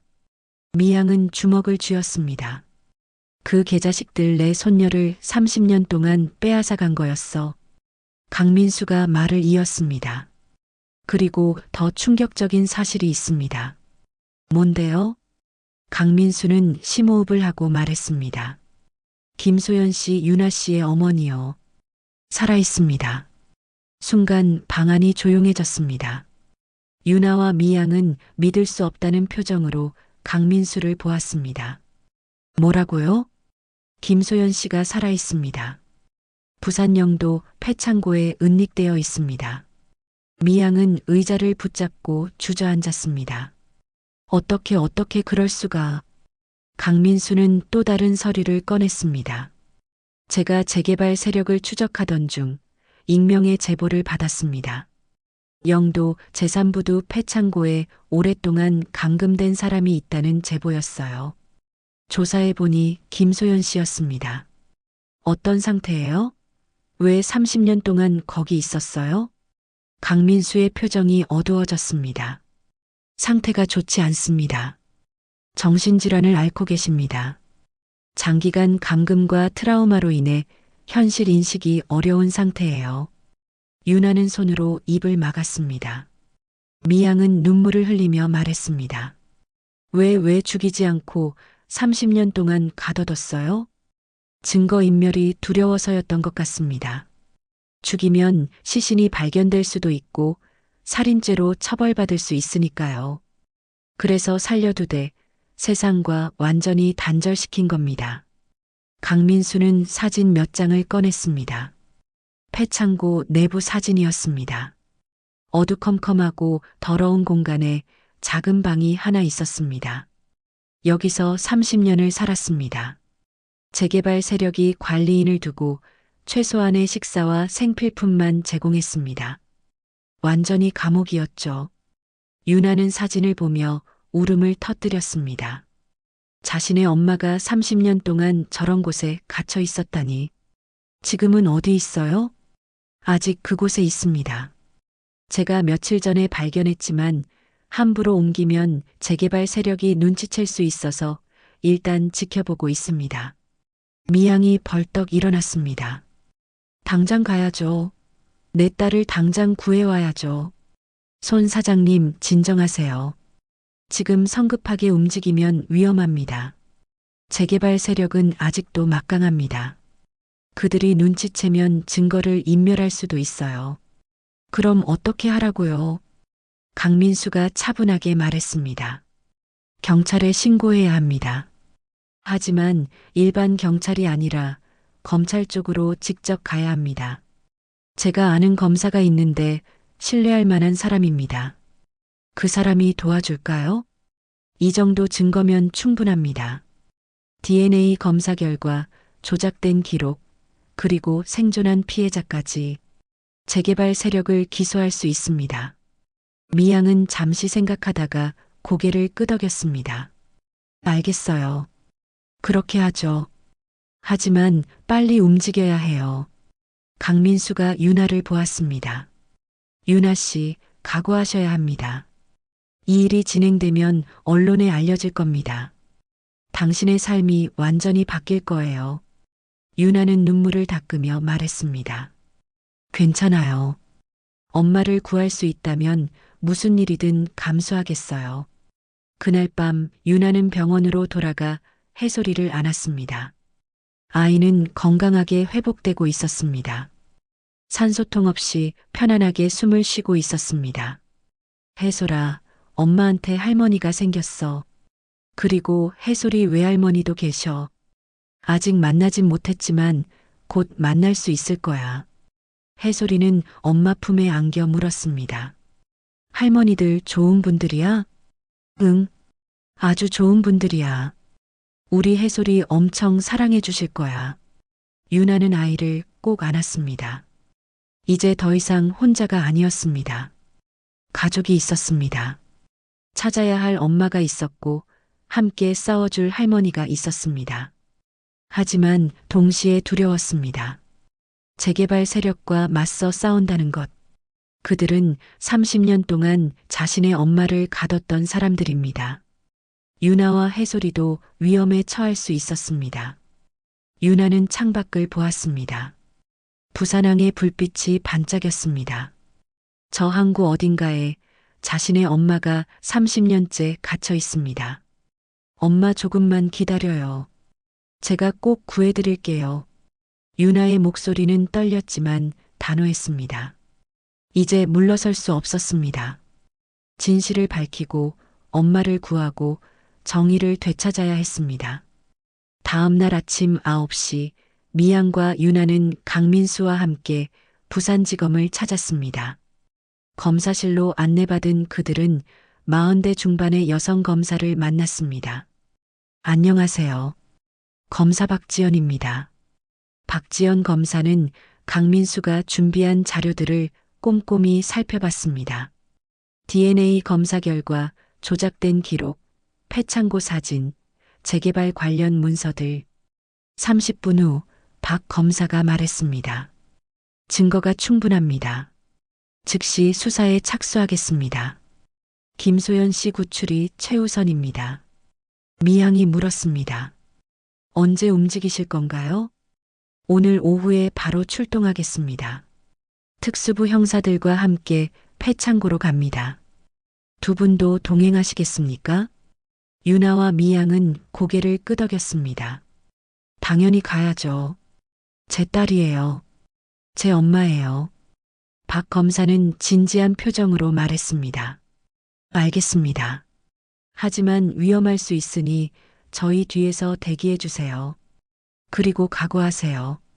김소연 씨 상태가 좋지 않다고 하니 충격받을 수 있습니다. 오후 3시 경찰 특수부 차량 세대가 영도 제3부두로 향했습니다. 유나와 미양은 뒷차에 타고 있었습니다. 두 사람은 서로의 손을 꼭 잡았습니다. 할머니, 떨려요. 나도 떨려. 30년 만에 내 딸을 만나는 거니까. 차량이 폐창고 앞에 멈췄습니다. 녹슨 철문, 깨진 창문, 오래된 건물이었습니다. 경찰들이 먼저 들어갔고 10분 후 신호가 왔습니다.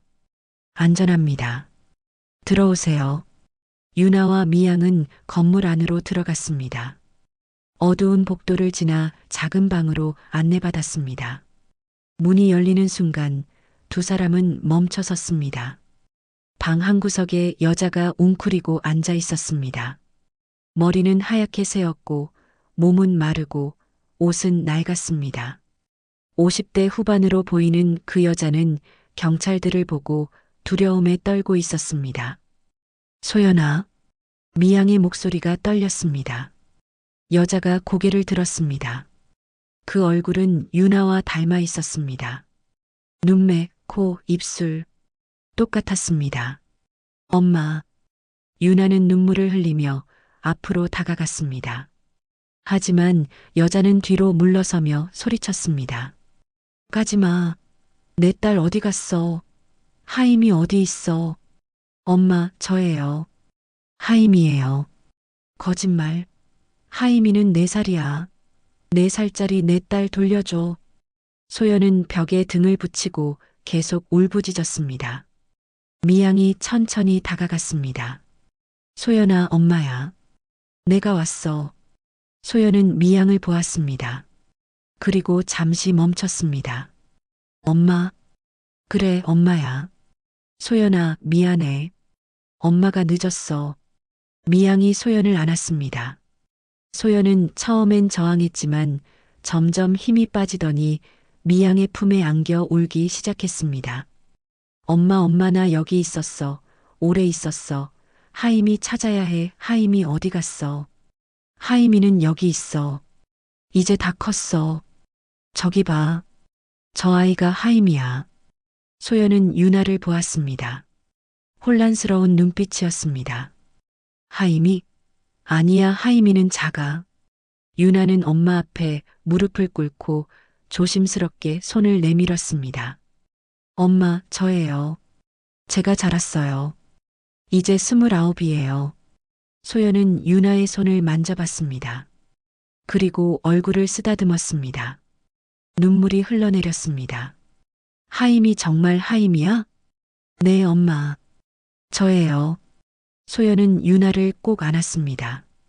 30년 만의 포옹이었습니다. 유나는 엄마 품에 안겨 울었습니다.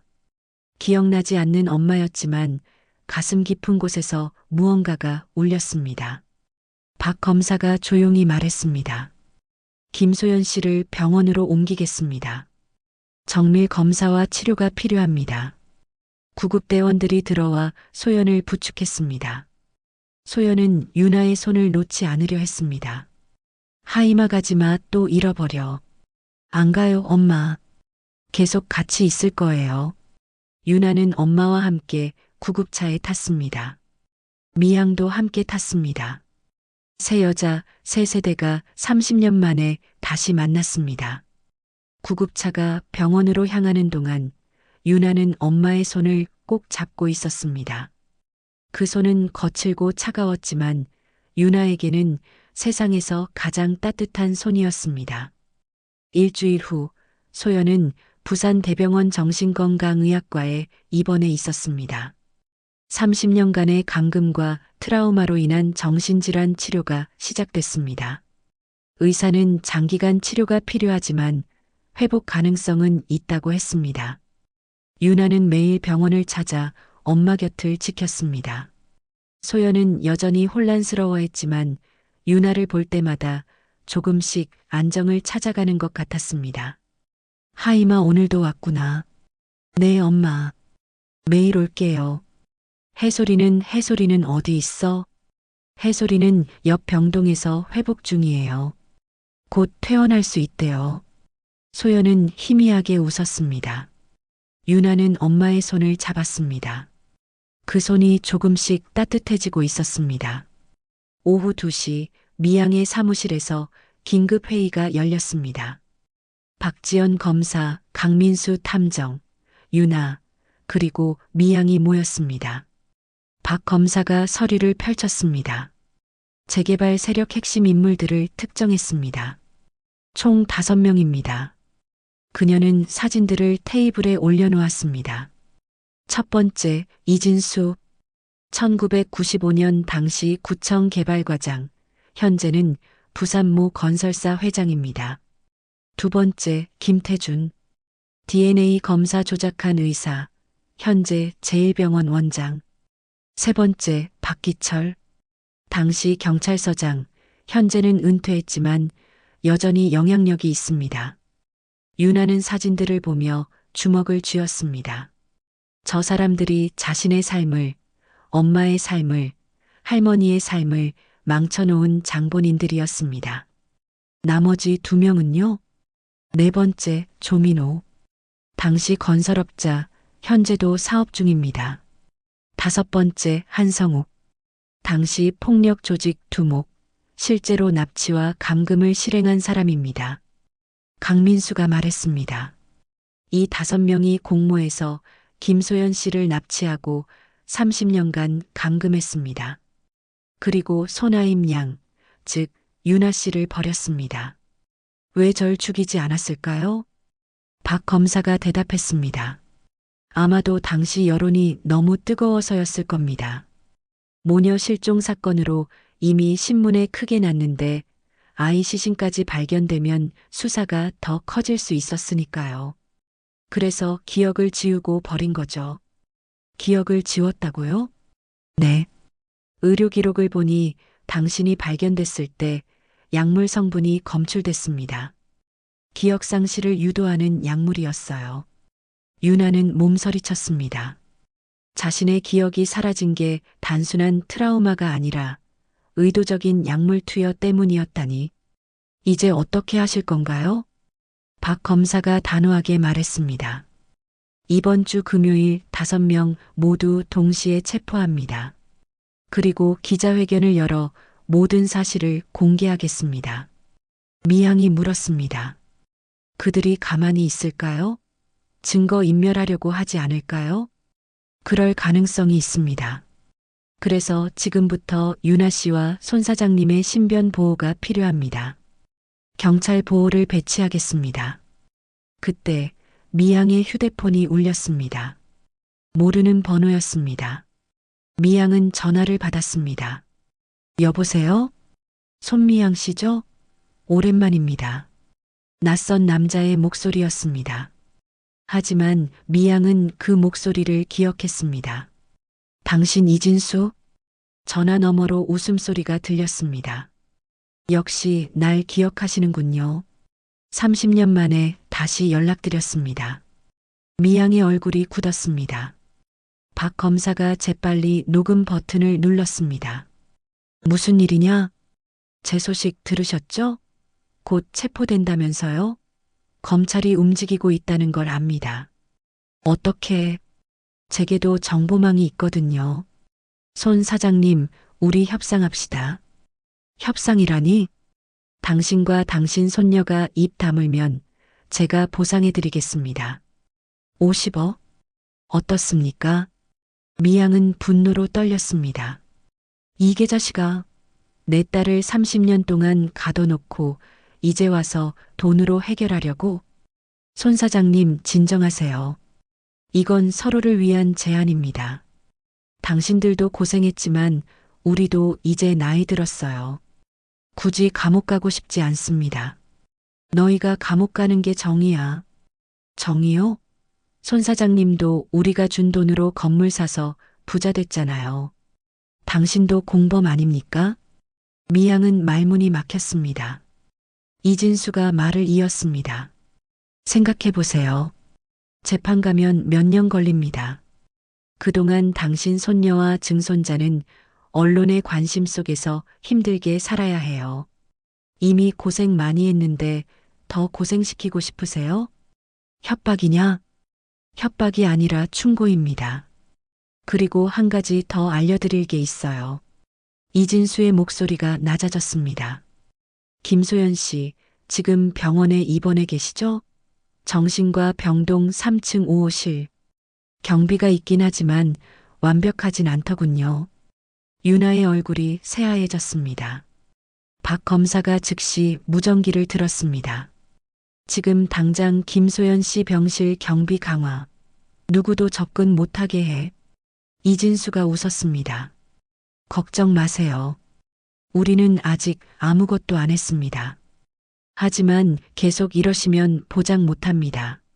내일 정오까지 답 주세요. 전화가 끊겼습니다. 방안이 조용해졌습니다. 유나가 벌떡 일어났습니다. 지금 당장 병원 가야죠. 진정하세요, 유나 씨. 이미 경비를 강화했습니다. 하지만 박 검사가 단호하게 말했습니다. 이건 예상했던 일입니다. 그들이 움직일 거라는 걸 알고 있었어요. 그래서 미리 준비했습니다. 강민수가 노트북을 열었습니다. 방금 통화 내용 다 녹음됐습니다. 이것만으로도 협박죄 성립입니다. 그리고 제가 이진수의 전화를 역추적했습니다. 위치 확보했습니다. 박 검사가 무전기를 들었습니다. 특수부 즉시 출동. 이진수 체포. 미양이 물었습니다. 다른 4명은요? 동시에 체포합니다. 금요일까지 기다릴 필요 없습니다. 지금 당장 움직입니다. 그날 저녁 6시 부산 전역에서 동시다발적으로 체포 작전이 진행됐습니다. 이진수는 자택에서 체포됐습니다. 김태주는 병원 원장실에서, 박기철은 골프장에서, 조민호는 사무실에서, 한성욱은 도주하려다 부산역에서 붙잡혔습니다. 저녁 8시 부산지검 브리핑룸에서 긴급 기자회견이 열렸습니다. 박지연 검사가 마이크 앞에 섰습니다. 1995년 부산항 재개발 관련 모녀 실종 사건의 진실을 밝힙니다. 수십 명의 기자들이 카메라를 들었습니다. 플래시가 터졌습니다. 1995년 3월 18일 김소연 씨와 당시 4살이던 딸 소나임 양이 실종됐습니다. 당시 경찰은 사고사로 결론 내렸지만 실제로는 납치 및 감금 사건이었습니다. 기자들이 술렁였습니다. 재개발 세력은 증언자였던 손미양 씨를 협박하기 위해 딸과 손녀를 납치했습니다. 김소연 씨는 30년간 폐창고에 감금됐고 소나임 양은 기억을 지우는 약물을 투여받은 후 미아센터에 버려졌습니다. 검사님, 피해자들은 지금 어디 있습니까? 김소연 씨는 현재 치료 중이며 소나임 양은 정윤아라는 이름으로 부산에서 살고 있습니다. 두 분 모두 생존해 계십니다. 기자들이 더 시끄러워졌습니다. 박 검사가 말을 이었습니다. 용의자 5명을 모두 체포했습니다. 납치, 감금, 공문서 위조, 증거인멸 등의 혐의로 기소할 예정입니다. 공소시효는 어떻게 됩니까? 납치 및 감금죄는 범행이 계속되는 동안 시효가 진행되지 않습니다.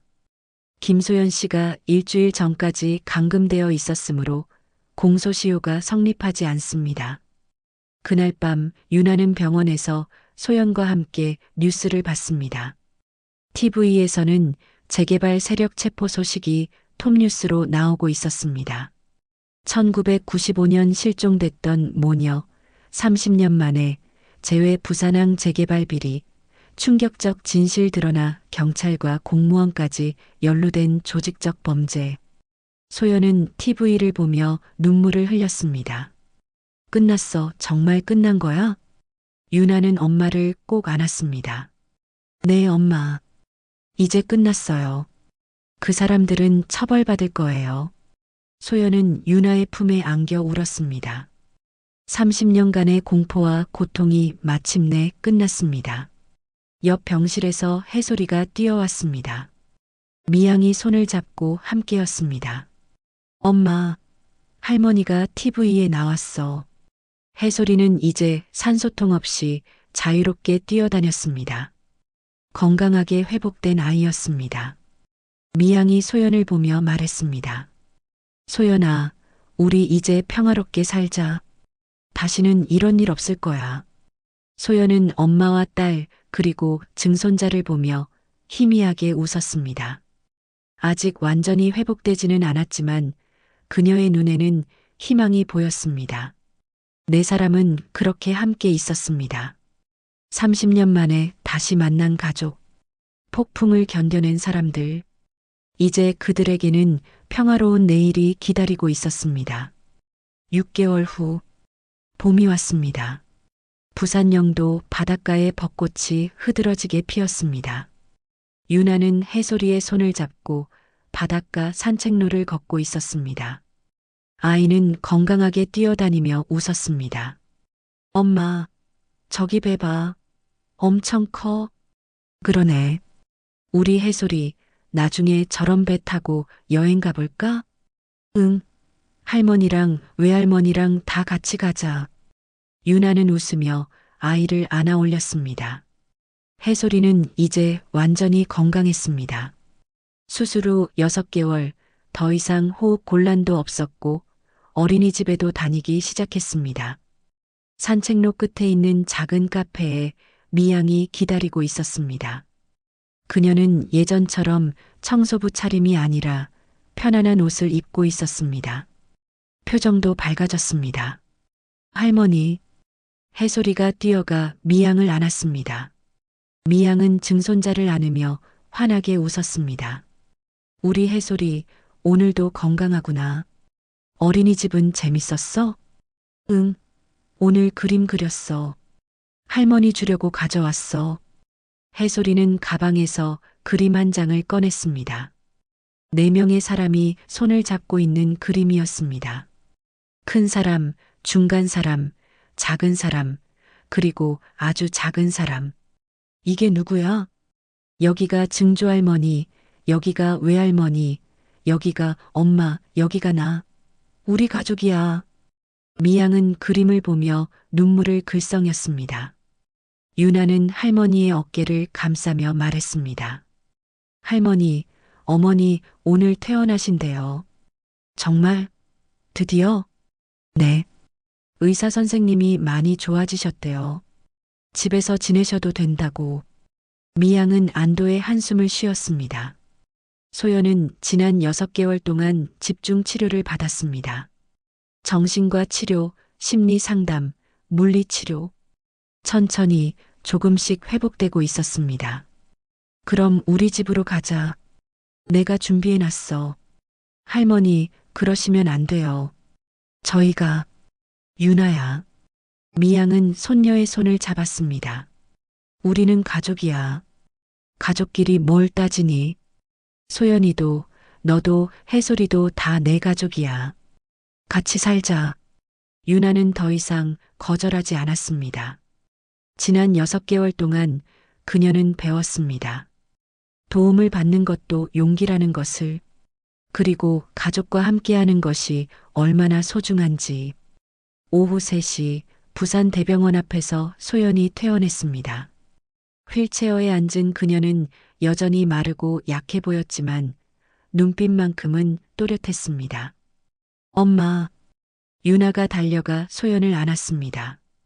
소연은 딸의 얼굴을 쓰다듬으며 말했습니다.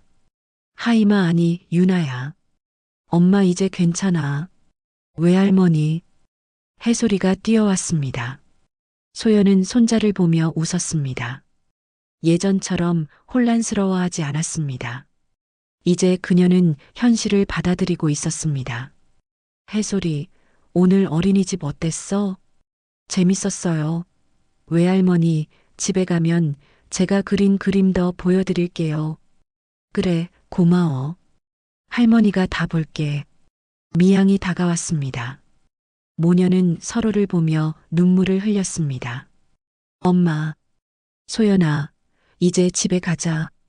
우리 집으로. 소연은 고개를 끄덕였습니다. 4사람은 차에 올라탔습니다. 미양이 준비한 차였습니다. 운전기사가 운전대를 잡았습니다. 차는 영도 복례동으로 향했습니다. 미양의 집. 아니, 이제는 4사람 모두의 집이 될 곳이었습니다. 저녁 6시 집에 도착했습니다. 바다가 보이는 3층짜리 단독주택이었습니다. 미양이 최근에 리모델링을 끝낸 집이었습니다. 와, 엄청 커. 해솔이가 신이 나서 뛰어다녔습니다. 소연은 집안을 둘러보며 놀랐습니다. 엄마 이게 다. 응, 우리 집이야. 이제부터 여기서 같이 살자. 1층에는 거실과 부엌, 2층에는 침실 3개, 3층에는 작은 서재와 옥상 정원이 있었습니다. 창밖으로는 부산 바다가 한눈에 보였습니다. 유나는 2층 침실 하나를 열어봤습니다. 깨끗하게 정리된 방에는 새 가구들이 놓여 있었습니다. 그리고 침대 위에는 낡은 토끼 인형이 놓여 있었습니다. 이건 유나가 가진 그 인형과 똑같았습니다. 미양이 옆에 섰습니다. 내가 어렸을 때 가지고 놀던 거야. 실종되기 전에. 내가 30년 동안 간직했어. 유나는 인형을 안아들었습니다. 그리고 눈물이 흘러내렸습니다.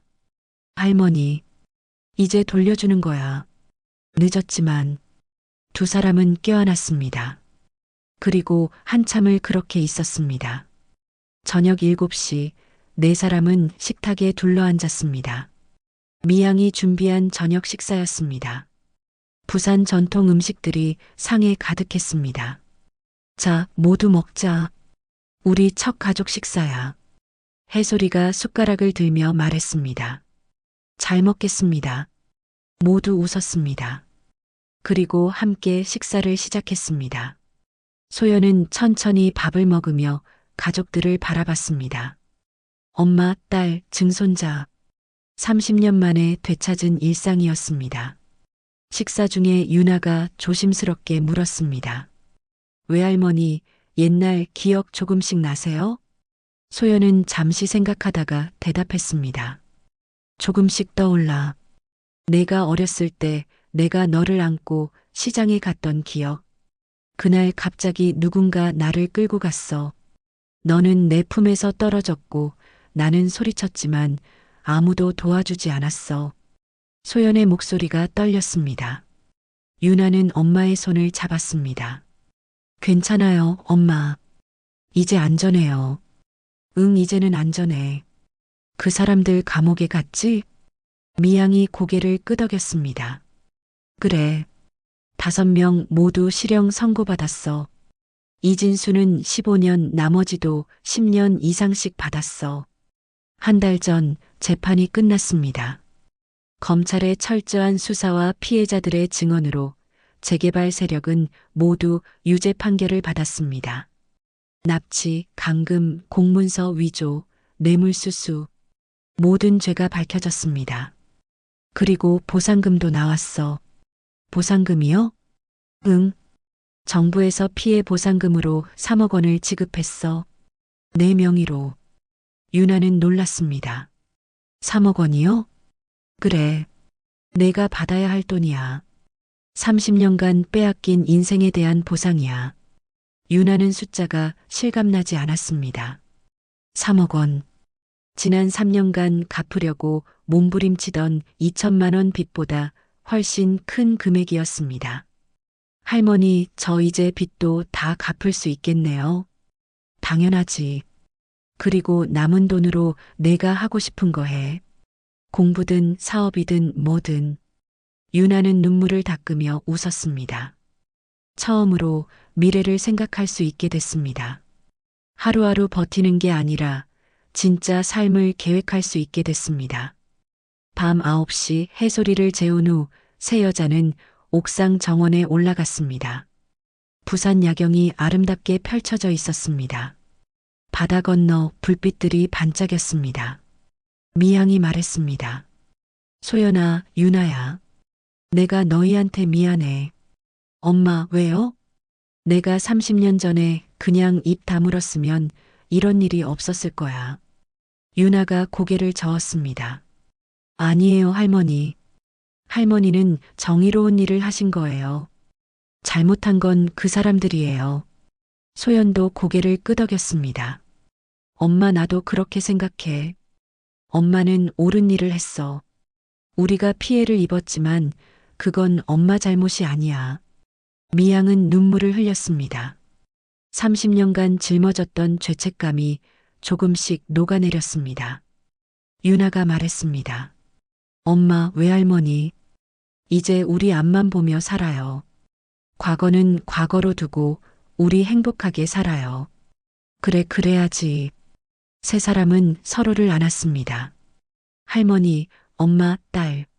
세 세대가 30년의 아픔을 딛고 다시 만났습니다.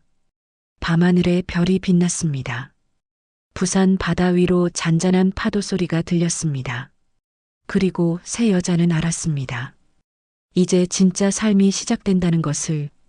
1년 후, 유나는 사회복지사 자격증을 땄습니다. 그리고 미양의 재단에서 일하기 시작했습니다. 영도희망재단. 미양이 자신의 재산으로 만든 재단이었습니다. 가난하고 어려운 사람들을 돕는 재단. 유나는 그곳에서 자신처럼 힘든 상황에 있는 사람들을 도왔습니다. 빚에 시달리는 사람들, 아픈 아이를 키우는 부모들, 갈 곳 없는 사람들. 그들에게 손을 내밀었습니다. 괜찮아요. 도움받는 것도 용기예요. 유나가 가장 자주 하는 말이었습니다.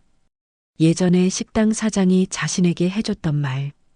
이제 유나가 다른 사람들에게 해주는 말이 됐습니다. 소연은 많이 회복됐습니다. 이제는 혼자 산책도 하고 요리도 하고 해소리와 놀아주기도 했습니다. 여전히 가끔 악몽을 꾸었지만 가족이 곁에 있어 괜찮았습니다. 해소리는 초등학교에 입학했습니다. 건강하고 밝은 아이로 자랐습니다. 친구들도 많았고 꿈도 생겼습니다. 나는 커서 의사가 될 거야. 나처럼 아픈 애들 다 고쳐줄 거야. 미양은 매일 아침 더 이상 청소를 하지 않았습니다. 대신 옥상 정원에서 꽃을 가꾸었습니다. 그리고 가족들과 아침을 먹었습니다. 그것이 그녀의 새로운 일상이었습니다. 어느 봄날 네 사람은 부산 영도 바닷가에 섰습니다. 1995년 3월 18일 소연과 하임이 실종됐던 바로 그 시장 근처였습니다. 여기야, 여기서 모든 게 시작됐어. 소연이 말했습니다. 그녀는 더 이상 두려워하지 않았습니다. 이제는 마주할 수 있었습니다. 유나가 엄마의 손을 잡았습니다. 엄마, 이제 괜찮으세요? 응, 이제는 괜찮아. 가족이 있으니까. 해솔이가 뛰어다니며 말했습니다. 엄마, 여기 벚꽃 예뻐. 벚꽃이 날리고 있었습니다. 30년 전 비극이 시작된 이곳에 이제는 봄이 왔습니다. 미양이 말했습니다. 가난한 삶은 너희 잘못이 아니었어.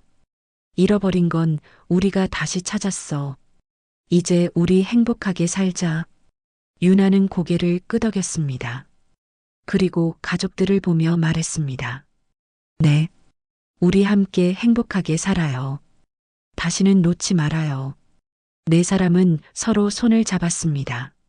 증조할머니, 외할머니, 엄마, 아들. 네 세대가 하나로 이어졌습니다. 바다에서 바람이 불어왔습니다. 따뜻한 봄바람이었습니다. 벚꽃잎이 날리고 파도가 밀려왔습니다. 그리고 네 사람은 알았습니다. 이제 진짜 봄이 왔다는 것을.